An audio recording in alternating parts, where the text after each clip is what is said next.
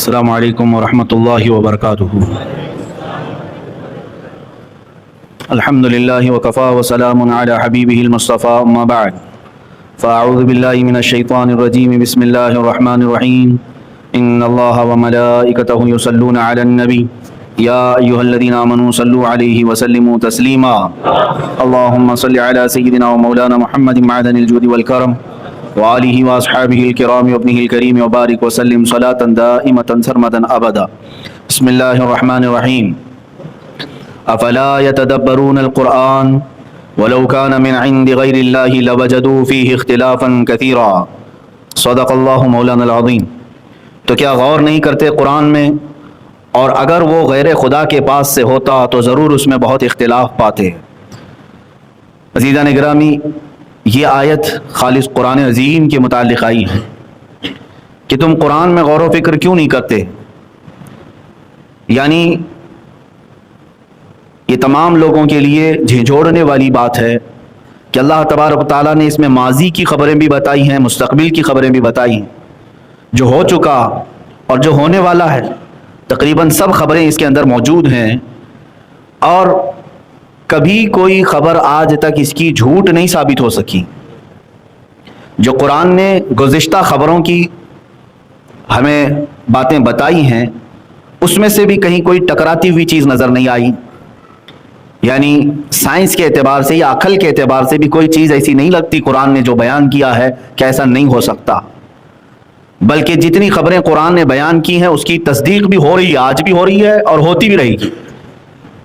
اور ایک بات جو آنے والے معاملات کے متعلق قرآن نے بیان کیا ہے، ان میں بھی آپ دیکھ لینا زندگیاں باقی رہی تو ایک بھی چیز غلط ثابت نہیں ہوئی اور نہ ہوگی۔ تو اللہ تعالیٰ فرما رہا ہے جب تمہارے پاس ایسی کتاب موجود ہے جس کے اندر ماضی کی بھی خبریں ہیں اور مستقبل کی بھی خبریں ہیں، اور تمہاری ہدایت بھی ہے، تمہارے لیے شفا بھی ہے، تمہاری پوری زندگی گزارنے کا اصول بھی ہے، دستور حیات بھی ہے، تو پھر اس میں غور کیوں نہیں کرتے؟ اللہ تعالیٰ نے فرمایا افلا یتدبرون القرآن، لوگوں کو کیا ہوا کہ یہ لوگ غور و فکر نہیں کرتے قرآن پاک میں؟ اچھا، اگر تمہیں شک ہے کہ یہ اللہ کی کتاب ہے یا نہیں، اس کے متعلق اللہ رب العزت نے ایسا چیلنج فرما دیا، وَلَوْ كَانَ مِنْ عِنْدِ غَيْرِ اللَّهِ لَوَجَدُوا فِيهِ اخْتِلَافًا كَثِيرًا، اگر یہ اللہ کے علاوہ کسی دوسرے کی کتاب ہوتی تو اس میں تم زبردست اختلاف دیکھتے۔ یعنی پہلے کچھ اور بیان کیا، بعد میں کچھ اور بول دیا۔ 6666 آیتیں اور ایک ہی وقت میں نہیں نازل ہوئیں، 23 سال لگ گئے، 23 ایئرس نازل ہونے کے لیے قرآن پاک کو۔ ان 23 سال میں یہ 6000 سے زیادہ جو آیتیں نازل ہوئیں، ایک آیت مجھے نکال کر کے بتا دو کہ قرآن میں شروع میں ایسا کہا گیا، آخر میں ایسا کہا گیا، دونوں آیتیں ٹکراتی ہوں۔ اس لیے اللہ تعالیٰ فرما رہا ہے کہ اگر یہ کسی اور کی ہوتی تو ضرور اس میں ٹکراؤ تم کو مل جاتا۔ یہ اللہ کی کتاب ہے جو بالکل مقدر کے اعتبار سے بنایا ہے، یہاں تک کہ اگر اس کو میتھمیٹک کے حساب سے بھی تم پرکھ کر کے دیکھ لو گے تو قرآن کی کوئی آیت حساب کے اعتبار سے بھی ایک حرف بھی ادھر ادھر نہیں نظر آئی۔ یہ قرآن میں غور و فکر کرنے والے جو میتھس کے ماہرین ہیں انہوں نے حساب لگا کر کے اس کی آیتوں کو کاؤنٹ کر کے، اس کے حروف کو کاؤنٹ کر کے دیکھا کس سورے میں کتنی آیتیں ہونا چاہیے اتنی آیتیں آ گئیں، کس آیت میں کتنے حروف ہونے چاہیے وہ حروف آ گئے۔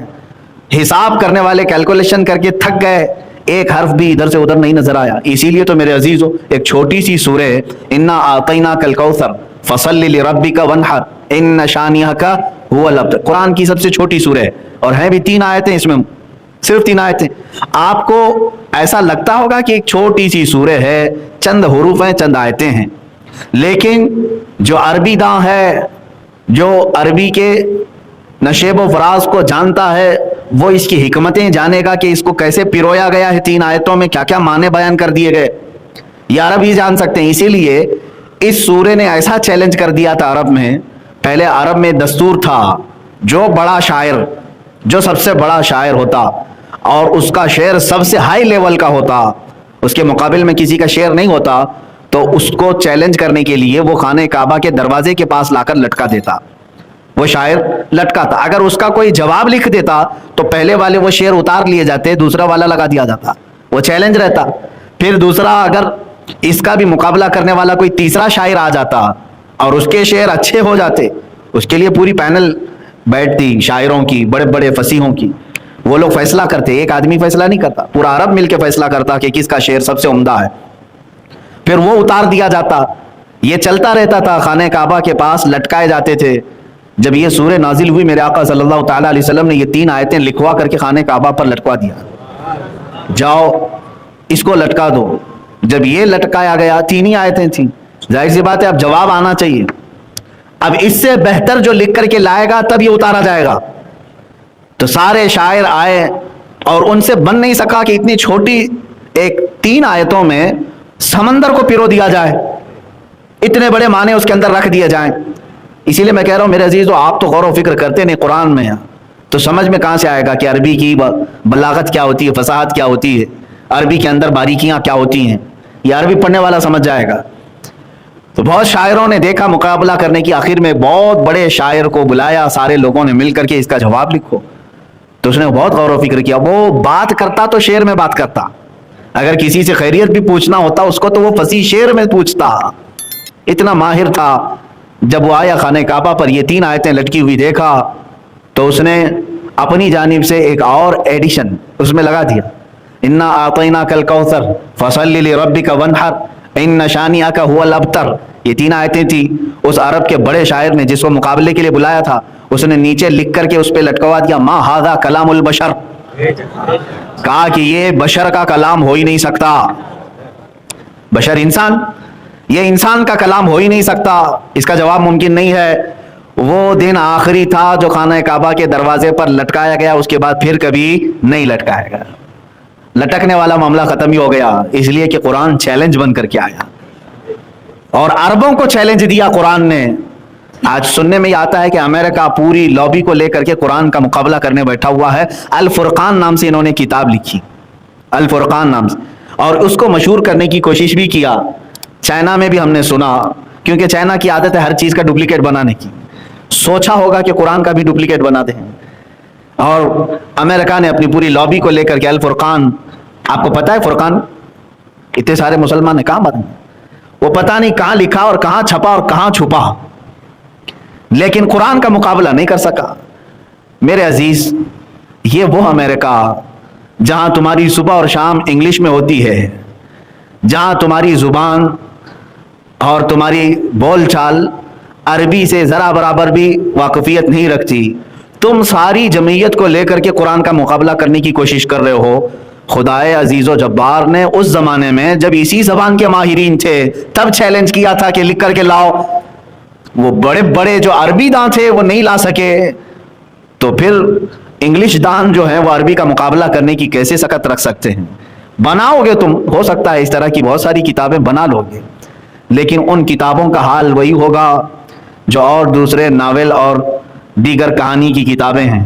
بہت ساری آتی ہیں, شیکسپیئر کی کتابیں بھی آئی اور چلی گئی, بہت سارے ناول بھی آتے ہیں, کہانیاں لکھی جاتی ہیں اور چلی جاتی ہیں. تم کتاب لکھ تو دو گے, لیکن اس کا حفظ کرنے والے کروڑوں حافظوں کو کہاں سے پیدا کرو گے, اور اس کی تلاوت میں مزے لینے والے کہاں سے پیدا کرو گے. عزیزان گرامی, قرآن صرف یہ دکھنے والے ورق کا ایک گتھا نہیں ہے, اس کے اندر کشش ہے, اس کے اندر کھینچاؤ ہے. برسوں سے تم قرآن سنتے آ رہے ہو, کبھی آج تک آ کر کے امام صاحب سے نہیں کہا کچھ دوسرا بھی پڑھو, نماز میں وہی پڑھتے ہو, کبھی نہیں کہا ہر نماز میں سورہ فاتحہ ہی پڑھتے ہو. آپ سنتے بھی ہیں اور مزہ بھی لیتے ہیں, اس لیے کہ قرآن 14 صدیاں کیا 14,000 سال بھی ہو جائیں پرانا نہیں ہوگا. اس کی جو کشش ہے وہ تم کہاں سے لا سکو گے, اس کا جو کھینچاؤ ہے وہ کہاں سے لا سکو گے, نہیں لا سکو گے. یہ قرآن اللہ کا کلام ہے, اسی لیے اللہ نے فرمایا اگر یہ دوسرے کی طرف سے ہوتا تو تم پھر اس میں بہت زیادہ ٹکراؤ بھی دیکھتے, یہاں کچھ اور بول رہا ہے وہاں کچھ اور بول رہا ہے. اس لیے کہ میرے پاس اسٹڈی کیا ہوا تھوڑا بہت ہی میرا مطالعہ ہوگا, جو ہندوؤں کی کتابیں بھی ہیں, رگ وید ہے, مہابھارت وغیرہ کے سلسلے میں جو چیزیں کتابیں ملتی ہیں, رامائن ہے, گیتا ہے, اور بہت ساری کتابیں ہیں. ان کتابوں میں خود کئی جگہوں پر اختلاف پایا جاتا ہے. یہ میں نہیں کہہ رہا, اگر میں کہوں تو ظاہر سی بات ہے ان کو تکلیف ہوگی, بلکہ ان کتابوں کو پڑھنے والے, ان کی گائیڈ لکھنے والے جو بڑے بڑے پنڈت ہیں, ان میں سے ہی بعض پنڈتوں نے یہ دعویٰ کیا ہے کہ یہ کتابوں کا لکھنے والا کون ہے ہم کو معلوم ہی نہیں ہے, پتہ ہی نہیں. بعض نے بعض کی طرف نسبت کی, بعض نے بعض کی طرف نسبت کی, انہیں خود اختلاف ہے. اور اختلاف کیسے نہیں ہوگا؟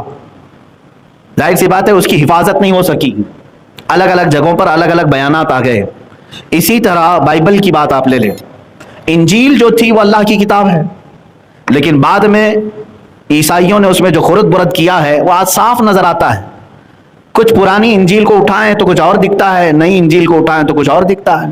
اسی صفحے پر اسی لائن میں پہلے کچھ اور آرڈر دکھ رہا ہے, آج کچھ اور آرڈر ہے. تو اس سے پتہ چلتا ہے کہ ایک کا لکھا ہوا نہیں ہے, اس میں خرد برد ہوا ہے. میں چیلنج کرتا ہوں پوری دنیا سے, 14 صدیوں پہلے والا قرآن جو سیدنا عثمان ابن عفان رضی اللہ تعالیٰ عنہ کے ہاتھوں سے لکھا ہوا تھا, صحابی رسول ہیں, داماد رسول ہیں, قرآن خود اپنے کانوں سے سنا ہے رسول کی زبان سے, ان کے ہاتھوں سے ان کے زمانے میں لکھا ہوا قرآن آج بھی موجود ہے, آج بھی موجود ہے. ترکی کے میوزیم میں موجود ہے قرآن. آج کا چھپا ہوا قرآن اور 14 صدیوں پہلے والا قرآن جاؤ ملا کر کے دیکھ لو, ایک آیت کا بھی فرق آ جائے, آیت تو دور کی بات میرے عزیز, ایک حرف کا بھی فرق آ جائے تو میں تمہارا چیلنج ایکسیپٹ کرنے کو تیار ہوں. تم ملاؤ گے آج بھی اس 14ویں صدی والے پرانے قرآن کو, تمہیں سمجھ میں آئے گا حرف بحرف وہی ہے. اسی لیے کہ قرآن اللہ نے مولویوں کے ہاتھ میں نہیں دے دیا کہ تم حفاظت کرو, اللہ نے قرآن میں فرمایا ہم نے اس کو اتارا, ہم ہی اس کی حفاظت کریں. ہاں, یہ صرف جو ہے ہم لوگوں کے ہاتھ کی بات نہیں ہے کہ قرآن جو ہے مسلمانوں کو دے دیا گیا, علماء کو دے دیا گیا, حافظوں کو دے دیا گیا کہ تم حفاظت کرتے رہو. نہیں, اللہ فرماتا انا نحن نزلنا الذکر وانا لہ لحافظون, ہم نے قرآن کو اتارا اور ہم ہی اس کی حفاظت کریں گے, کوئی کچھ نہیں کر سکے گا. اب قرآن پاک کے متعلق جو اس کے اعجاز ہے, اعجاز کہتے ہیں عاجز کرنے والی چیز. میرے عزیزو, آپ کے پاس, میں بارہا اس بات کو دہراتا بھی رہتا ہوں, آپ کے پاس آپ کی حقانیت کی سب سے بڑی دلیل کیا ہے؟ تم مسلمان ہو, تم مسلمان ہو, اسلام کو آپ فالو کرتے ہیں. اگر کوئی نان مسلم آپ سے پوچھتا ہے جس کا اسلام سے تعلق نہیں, تم مسلمان ہو, اپنے آپ کو حق سمجھتے ہو, کیا دلیل دو گے؟ ظاہر سی بات ہے اس طرح کے ڈیبیٹ بہت سارے ہوتے ہیں اور بڑھتے بھی چلے جاتے ہیں. اگر تم رسول پاک صلی اللہ تعالیٰ علیہ وسلم کی زندگی کو پیش کرتے ہو تو کہے گا یہ کہانیاں ہیں تمہاری بنائی ہوئی, ہم نے تو دیکھا نہیں اور نہ تم نے دیکھا ہے. میرے نبی صلی اللہ تعالیٰ علیہ وسلم نے اپنے ہاتھ کی انگلی کے اشارے سے چاند کو شک کر دیا تھا, ٹھیک ہے ہم مانتے ہیں, لیکن وہ سامنے والا اگر یہ کہے یہ تو پرانی بات ہے, تیری کتابوں میں ہوگی, تو مانتا ہوگا, میں نے تو دیکھا نہیں.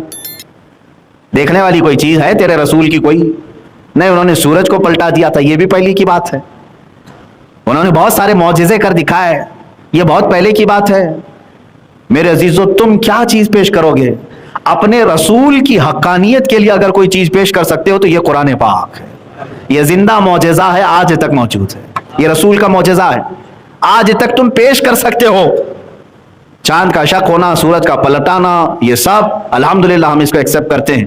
لیکن اجنبی شخص اگر کوئی تم سے سوال کرے, اس کے پاس قرآن پیش کرو, یہ میرے نبی کا معجزہ ہے, اس لیے کہ اس رسول نے یہ قرآن بیان کیا ہے جو کبھی کسی استاد کے پاس گیا ہی نہیں, جو کسی اسکول میں نہیں پڑھا, کسی کالج میں نہیں پڑھا, کسی مدرسے میں نہیں پڑھا, کسی استاد کے پاس بیٹھا ہی نہیں. میرے نبی کا ایک لقب ہے امی, آپ درود میں بھی پڑھتے ہیں نا, صلی اللہ علی النبی الامی. امی کہتے ہیں جو کسی سے نہ پڑھا ہو, جو کسی سے نہ پڑھا, اس کو کیا کہتے ہیں؟ امی. بعض جاہل لوگ اس کا ترجمہ غلط کر جاتے ہیں, جن کے دلوں میں کھوٹ ہو وہ حضور کو ان پڑھ کہتے ہیں. ان پڑھ میں اور کسی سے نہ پڑھے ہوئے ہونے میں زمین آسمان کا فرق ہے. ان پڑھ تم جاہل کو کہہ رہے ہو, میں کہہ رہا ہوں میرے نبی کا یہ اعجاز ہے اور میرے نبی کا یہ اعزاز بھی ہے کہ کسی بھی دنیا کے استاد سے نہ پڑھ کر کے بھی میرا رسول وہ باتیں بیان کر رہا ہے جہاں تک دنیا 1800 سال میں نہیں پہنچی. رسول پاک صلی اللہ تعالیٰ علیہ وسلم کا یہ معجزہ نہیں.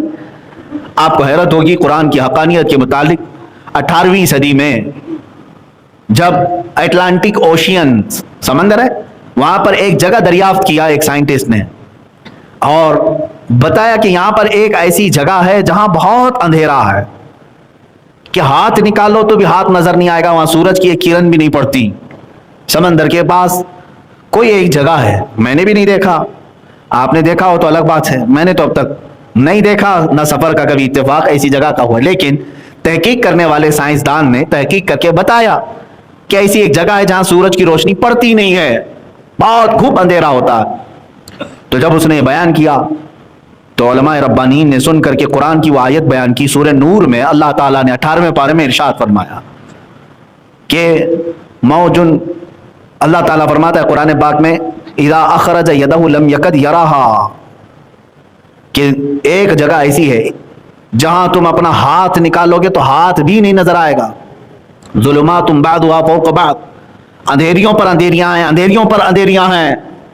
موج من فوقہ موج من فوقہ سحاب، ظلمات بعضها فوق بعض، یعنی موجیں اس کو ایسے لپیٹے میں لی ہوئی ہیں جیسے بادل کو گھیر لیا گیا ہو، اور وہاں پر اندھیریاں ہیں کہ تم ہاتھ نکالو گے تو ہاتھ بھی نظر نہیں آئے گا. سمندر کی ایک جگہ کی بات قرآن بیان کر رہا ہے. اور قرآن کس کی زبان سے بیان ہوا؟ رسول پاک کی زبان سے. تو جب اس سائنسدان کو یہ بتایا گیا قرآن میں، تو اس کو پہلے ہی سے ایکسپلین کر دیا گیا ہے کہ دنیا میں ایک جگہ ایسی ہے جہاں سورج کی کرن پڑتی نہیں. تو اس سائنسدان کو حیرت ہوئی، اس نے کہا کہ میں تو پھر مطالعہ کرتا ہوں. دیکھا تو قرآن میں موجود بھی تھی آیت. کہا یہ قرآن بیان کس کا کیا ہوا ہے؟ کہا محمد رسول اللہ صلی اللہ علیہ وسلم. تو اس سائنسدان نے یہ کہا میں تو سمجھتا تھا کہ میں سب سے بڑا غواص، یعنی غوطے لگانے والا، سمندر کا سفر کرنے والا، مجھ سے پہلے بھی کوئی سمندر کے سفر کرنے میں ماہر آدمی تھا، محمد صلی اللہ تعالیٰ علیہ وسلم. وہ سمندر کے سفروں کے بہت ماہر رہے ہوں گے، تبھی تو ان کو ایسی جگہ ملی، یہ پتہ چلی. تو اس نے کہا میرے سے بھی پہلے اس جگہ کا کسی نے سفر کیا ہے. جب اس نے تحقیق کیا اور میرے آقا کی سیرت پڑھا، حیرت ہوگی آپ، حضور کی 63 سالہ زندگی میں کبھی ایک بار بھی حضور نے سمندر کا سفر نہیں کیا. حضور پاک صلی اللہ تعالیٰ علیہ وسلم کبھی سمندر کے سفر پر گئے ہی نہیں. ماہر وہ کہہ رہا ہے میرے طرح سے وہ سمندروں کا بہت سفر کرتے ہوں گے تبھی ان کو یہ جگہ ملی ہوگی. اتفاق ایسا کہ حضور کبھی سمندر کے کنارے بھی نہیں گئے. اب اس کی حیرت کی انتہا نہ رہی. جو شخص اپنی پوری زندگی میں کبھی سمندر دیکھا ہی نہیں، ظاہری طور پر گیا ہی نہیں، وہ اگر درمیانے سمندر موجود ایک اندھیریوں کا ذکر کرتا ہے تو اس کا مطلب وہ عام بشر نہیں، بلکہ اسے یہ کائنات کا پیدا کرنے والا بتایا ہوگا، تبھی اس نے بتایا. عزیزان گرامی وقار، قرآن کا ایک نہیں کئی معجزے ہیں. رسول پاک کی زبان سے ان چیزوں کو اللہ نے بیان کر دیا جو ایک عام آدمی نہیں بول سکتا. آج سائنس ترقی کر چکی ہے نا. سائنس میں آج ایمبریالوجی کو لے لیں، بچے کے پیدا ہونے کے جو مرحلے ہیں آج معلوم کیا گیا ہے. اچھا مائکروسکوپ جو ہے، خوردبین جو چھوٹے کو بڑا کر کے دکھاتی ہے، یہ بھی کب ایجاد ہوئی؟ مشکل سے 200 سال ہوئے. 200 سال. وہ بھی جب شروع کی مشین تھی مائکروسکوپ، وہ اتنا چھوٹا ذرہ نہیں دیکھ سکتی تھی جو آج دیکھ رہی. ترقی ہوتے آئی ہے. اور سونوگرافی، ایکس رے اور یہ جو سی ٹی اسکین کے ذریعے سے اندر کی چیزیں معلوم کرنا، پیٹ کے اندر کی، یہ سب کی ترقی 100 سال سے زیادہ کی تاریخ نہیں ہے. 100 سال سے زیادہ یا 150-200 سال سے زیادہ کی تاریخ نہیں ہے. پیٹ کے اندر کی چیزیں معلوم کرنے کی تاریخ نہ سائنس کے پاس تھی، نہ امریکہ، یورپ، کسی کے پاس نہیں. یہ میرا چیلنج. اور میں کب کی بات کر رہا ہوں؟ 1400 سال پہلے کی. تمہاری ترقی سے بھی 1200 سال پہلے عرب کی اس سرزمین پر جہاں خانہ کعبہ ہے، مکہ مکرمہ ہے یا مدینہ طیبہ، ارے میاں وہاں پر تو سواریاں گھوڑوں کی اور اونٹوں کی کرنے والے لوگ.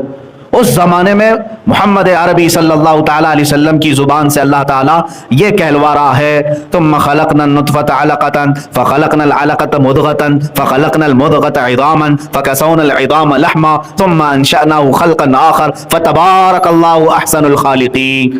اللہ تعالیٰ فرماتا ہے ہم نے نطفے کو، نطفہ کہتے ہیں منی کا ایک بوند، نطفے کو ہم نے علقہ بنایا. علقہ کہتے ہیں چنگم کی طرح چپکنے والا خون، بستہ خون، خون جمع ہوا خون بنایا. اللہ فرما رہا ثم خلقنا العلقة مضغة، پھر اس علقے سے، یہ چپکنے والا جو خون ہے، لوتھڑا ہے، اس سے ہم نے گوشت کا ٹکڑا بنایا، گوشت کا ٹکڑا بنایا، اس سے گوشت بن گیا. اب پھر اس میں اللہ فرماتا ہے فخلقنا المضغة عظاما، پھر اس گوشت کے ٹکڑے میں ہم نے ہڈیاں ڈالی. فخلقنا مضغة عظاما فكسونا العظام لحما، پھر جب ہڈیاں بھی بن گئی، گوشت بھی ہو گیا، تو ہم نے اس کے اوپر چمڑی چڑھا دی. اور پھر آخر میں اللہ فرماتا ہے ہم نے اس کو ایک بہترین شکل دے کر دنیا میں بھیجا. اب یہ ایمبریالوجی میں ہم آتے ہیں. ایمبریالوجی ڈاکٹرز جانتے ہوں گے، سائنس کے لوگ، جو بچے کی پیدائش کے جو مرحلے ہیں یا بچے کے پیٹ کے اندر کے معلومات، جو لوگ اس کے اسپیشلسٹ ہیں وہ ایمبریالوجی کہلاتے ہیں. ان لوگوں کے نقطۂ نظر سے آپ جا کر کے ان سے پوچھ لیں بچے کے مرحلے کیا کیا ہوتے ہیں، وہ بتائے گا۔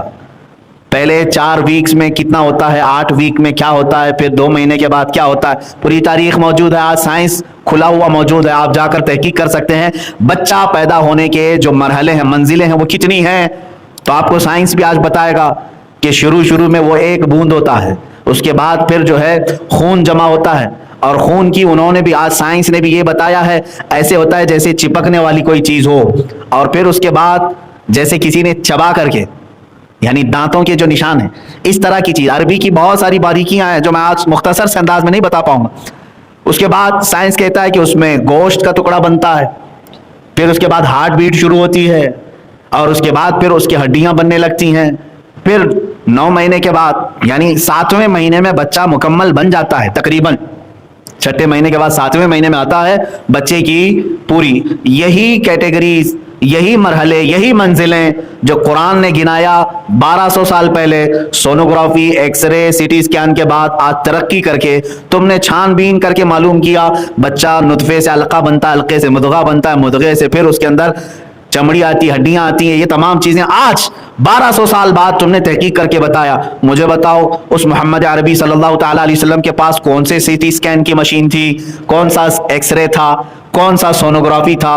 ان کے پاس کوئی اس طرح کی مشین نہیں تھی، بلکہ حد تو یہ ہے میرے عزیزوں، اس رسول کا معجزہ ہی یہ ہے کہ وہ نہ کسی استاد کے پاس گیا، نہ کسی یونیورسٹی میں پڑھا، بلکہ عرب کی سرزمین پر وہ تنہا رہے۔ تاریخ لکھنے والے بول تو سکتے تھے، آج جتنے حضور کے دشمن رہے وہ کبھی تو بولتے کہ حضور کو فلاں نے پڑھایا، فلاں۔ آج تک 1400 سال میں نہ کوئی یہودی بولا، نہ کوئی عیسائی بولا کہ محمد عربی فلاں سے انسپائر تھے، ان سے بہت زیادہ متاثر تھے، اس کی تعلیمات لے کر کے بیان، کبھی نہیں۔ ان کو معلوم ہے 63 سالہ زندگی میں میرے آقا کے پاس کوئی استاد آیا ہی نہیں، جو آیا وہ جبرائیل، لیکن استاد بن کر کے نہیں، رب کا قاصد بن کر کے آیا۔ بعض لوگ کہتے ہیں حضور کے استاد جبرائیل ہیں، یہ بھی غلط ہے۔ میرے رسول کا اگر کوئی استاد ہے تو قرآن سے پوچھو کون ہے، قرآن خود پڑھ کر کے بتائے گا، الرحمن علم القرآن، وہ رحمان ہے جس نے اپنے حبیب کو قرآن سکھایا ہے، شاگرد مصطفیٰ ہے، استاد رب ذوالجلال ہے۔ بس